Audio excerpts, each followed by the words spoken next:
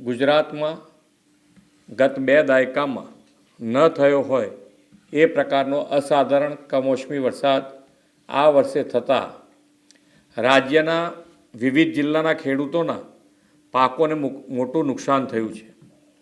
આ સંદર્ભે મેં તથા મારા સાથી મંત્રીઓએ જુદા જુદા જિલ્લાઓમાં જઈને અસરગ્રસ્ત ખેડૂતોની સાથે પ્રત્યક્ષ વાતચીત કરીને તેમની સ્થિતિ જાણી હતી। કુદરતી આપત્તિની આ ઘડીમાં ધરતીપુત્રોની વ્યથાને સમજીને રાજ્ય સરકાર પૂરી સંવેદનાથી તેમની પડખે ઊભી છે।